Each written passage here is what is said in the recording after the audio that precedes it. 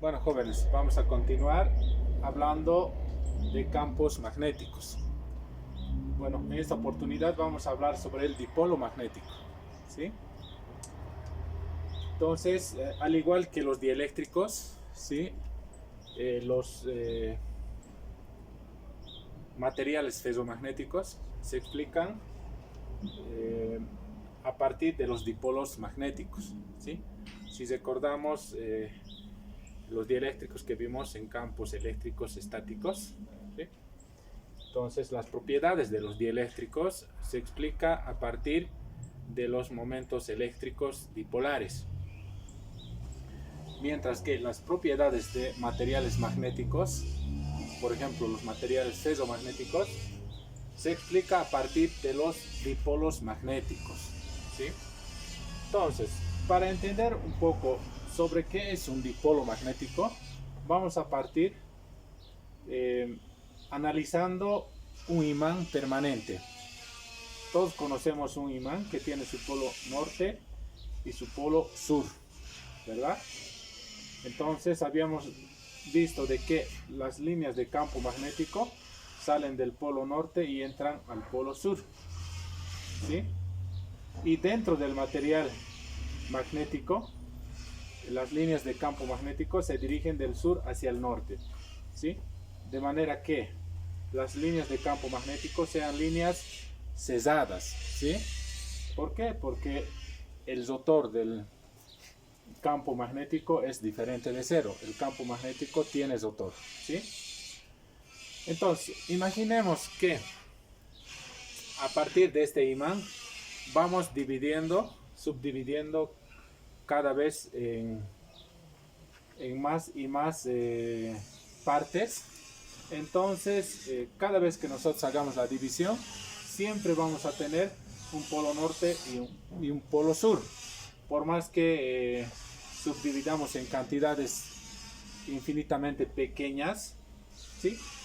No existe la posibilidad de dividir, de llevar a un lado el polo norte y de llevar a otro lado el polo sur. Siempre vamos a tener un dipolo magnético, ¿sí? Entonces, eso es lo que se ve en estas figuras, ¿ya? Entonces, si nosotros tomamos una esfera de cociente, por ejemplo, esta esfera de cociente, ¿sí? Entonces, el comportamiento de una esfera de cociente es similar a un imán permanente, ¿sí? Entonces, si a través de esta esfera circular, circula una corriente, entonces obviamente vamos a tener un campo magnético generado por esta esfera de corriente. Entonces, ¿cómo serían las líneas de campo magnético? Acá en el centro van a ir saliendo hacia arriba, pero luego tienen que cesarse, ¿verdad? Entonces, el comportamiento de una esfera de corriente es similar al comportamiento de un imán, ¿sí? Entonces, si un imán tiene un momento dipolar magnético, una esfera de corriente también va a tener un momento dipolar magnético, ¿ya? Entonces vamos a estudiar justamente el momento dipolar magnético de una esfera circular, ¿sí? Entonces, para ello vamos a tomar esta figura, ¿ya? Entonces, tenemos una esfera que conduce una corriente estática, una corriente constante I, ¿sí? ¿Ya? Esta esfera de corriente está sobre el plano X y Y, ¿sí? Entonces, si nosotros tomamos un punto muy lejano a esta esfera de corriente, ¿sí? Supongamos que ese punto sea este punto de acá, que estaría ubicado en el plano YZ, ¿sí? Porque en coordenadas esféricas, ¿sí? Las variables son r, tita y phi. Pero en este caso el valor de phi es pi medios. Eso significa que este punto tiene coordenadas r, tita y pi medios, ¿sí? Está en el plano ZY, exactamente, ¿ya? Entonces, ya la variable R, ¿sí? Es esta, ¿no? Es la magnitud del vector posición, ¿sí? Vector posición R sería este vector R, ¿sí? El vector que va del diferencial de elemento al punto P, vamos a llamarlo R1, ¿ya? R1. Y el vector que va del origen al diferencial de elemento, para nosotros va a ser el vector B, porque el radio de la espira es B, ¿sí? O podemos llamarle también R minúscula, cuya magnitud va a ser B, ¿no?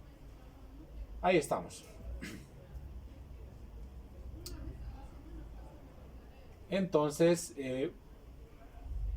vamos a hallar el campo magnético para esta espira de corriente, pero a un punto que está muy lejos de la misma esfera, ¿ya? Para ello voy a determinar primeramente el potencial magnético vector para esta espira en este punto, ¿ya? Entonces, si recordamos la expresión del potencial magnético vector, ¿sí? Entonces vamos a aplicar a nuestra figura.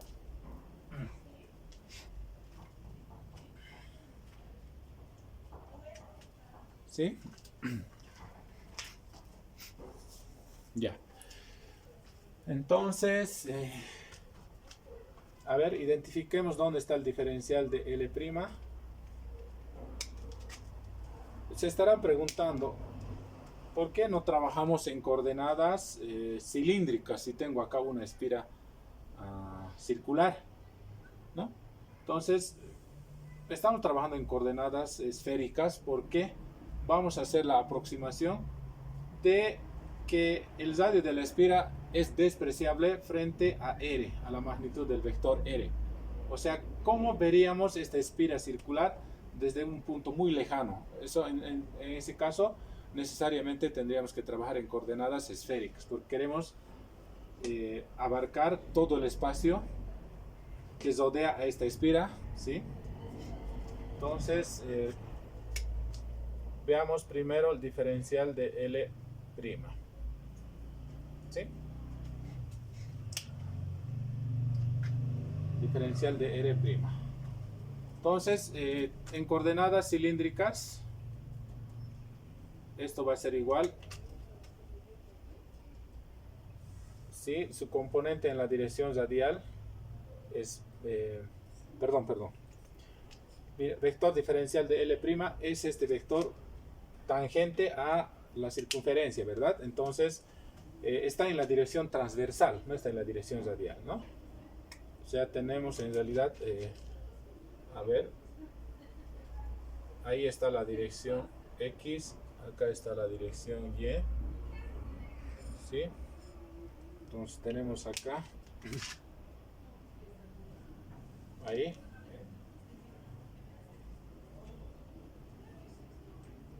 ahí está el diferencial de L. Este ángulo estamos llamando Φ', ¿ya? Este sería diferencial de Φ'. Entonces este diferencial de L' es igual a su magnitud en la dirección A sub Φ', ¿verdad? Estoy utilizando Φ', ¿sí? Podría utilizar Φ simplemente, ¿ya? Pero vamos a utilizar Φ', luego se van a ubicar por qué, ¿ya? Entonces, en coordenadas cilíndricas, las componentes de este vector, 0 en la dirección radial, en la dirección transversal, diferencial de L' y 0 en la dirección Z. ¿Sí? O sea, este vector también, otra forma de escribir, es diferencial de L' a sub phi'. ¿Sí? Pero ¿qué es diferencial de L'? Es B, el arco, ¿no? B por diferencial de phi' en la dirección transversal. ¿Sí? Ahí está. Bueno, ahí tenemos entonces. Ahora veamos aquí es igual R1. R1. Tenemos acá R1. Entonces, tenemos acá un triángulo. No es rectángulo, ¿verdad? R, R1 y B. El ángulo que forma R con B es este ángulo, ¿no? De ahí. Entonces, como no es un triángulo rectángulo, vamos a utilizar la ley de cosenos. ¿Ya? Entonces, R1 al cuadrado va a ser igual a ¿qué? R1 al cuadrado va a ser igual a la magnitud de R al cuadrado más B al cuadrado menos 2 veces RB por el coseno del ángulo entre R y B. ¿Sí? Ahí tenemos entonces R1. Entonces, veamos a qué es igual el vector potencial magnético.